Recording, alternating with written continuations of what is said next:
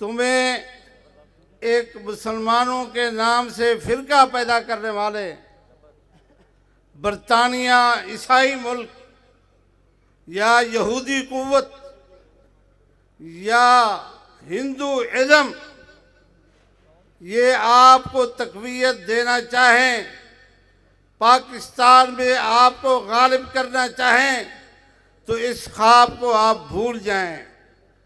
یہ اہل توحید، اہل سنت، اہل حدیث کبھی یہ برداشت نہیں کریں گے۔ اس ملک میں ختم نبوت کا دشمن، اسلام کا دشمن اپنے آپ کو مسلمانوں کے فرقے میں شامل کر کے مسلمانوں کے ساتھ پارلیمنٹ میں کھڑا ہو، مسجد میں کھڑا ہو، کہیں اسلام کے نام سے ہمارے پاس آ جائے۔ ہم نے تحریک بھٹو میں اس وقت بھی ہم نے پیغام دیا تھا اور ہماری پارلیمنٹ مجبور ہو گئی تھی کہ قادیانیوں کو کافر فرقہ کہلایا۔ آج پھر ان کی مسلسل 40-45 سال محنت کے بعد ایک چھوٹی سی تبدیلی کی وجہ سے آج جو ان کی شامت آئی ہوئی ہے، میں سمجھتا ہوں آج پھر پاکستانی مسلمان جاگ چکے ہیں، اپنے نبی کے ساتھ محبت، عقیدت، ختم نبوت کا یہ ثبوت دے رہے ہیں۔ قادیانیوں، تم انڈیا چلے جاؤ، اپنے ملجا اور ماوا برطانیہ چلے جاؤ، تمہارے لیے پاکستان میں کوئی گنجائش نہیں۔ ہاں، ہم انتہا پسند مسلمان نہیں۔ تم ہندو کی طرح اپنے آپ کو کافر کہلاؤ، تم عیسائیوں کی طرح اپنے آپ کو عیسائی کہلاؤ، تم یہودیوں کی طرح اپنے آپ کو یہودی کہلاؤ، تو ہم آپ کو بحیثیت کافر قادیانی قبول کرنے کو تیار ہیں، آپ کو تحفظ دینے کو بھی تیار ہیں، لیکن آپ بحیثیت مسلمان مسلمانوں کی صفوں میں کبھی داخل نہیں ہو سکتے، نہ ہم ہونے دیں گے، نہ یہ غیور مسلمان ہونے دیں گے۔ آج کی قادیانی کافر، آج کی یہ کانفرنس یہی پیغام قادیانیوں کو دینا چاہتی ہے۔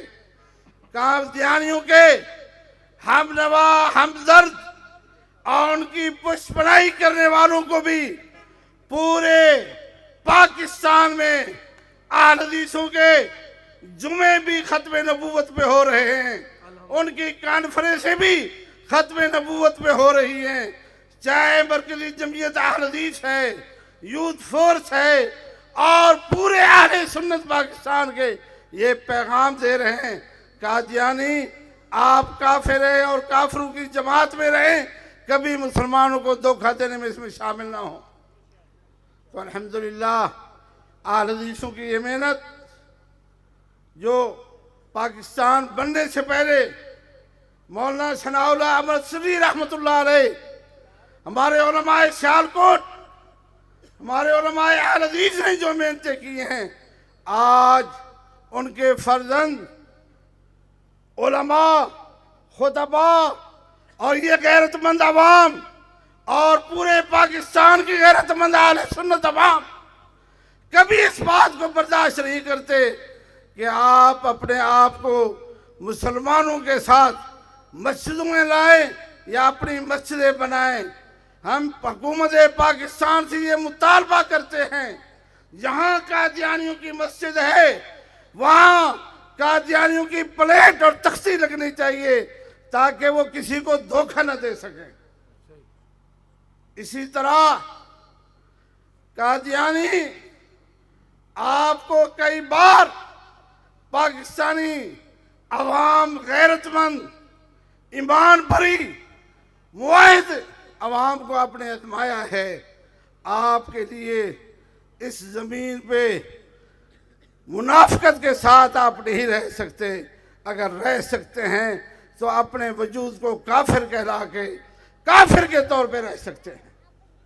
تو میں اپنے نوجوانوں کا، صدر یوتھ فورس پاکستان کا، پنجاب کا، ضلع بہاولپور کا اور آنے والے علماء کا شکر گزار ہوں، جنہوں نے اتنی محنت کی اور اس محنت سے اپنے نبی صلی اللہ علیہ وسلم کے ساتھ محب ہونے کا، عاشق رسول ہونے کا، مطیع رسول ہونے کا ثبوت دیا ہے، اور یہ دیتے رہیں گے۔ اللہ کے فضل سے اس طرح یہ کانفرنسیں کامیاب ہوتی رہیں گی۔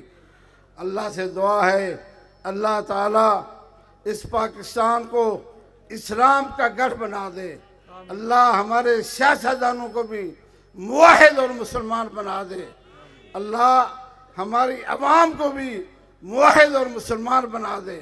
ہماری تمام قوتوں کو اسلام کی سوچ کا محور بنا دے۔ ربنا تقبل منا انک انت السمیع العلیم وتب علینا انک انت التواب الرحیم۔ کاروان دعوت قرآن و حدیث، مرکز جمعیت اہل حدیث پاکستان۔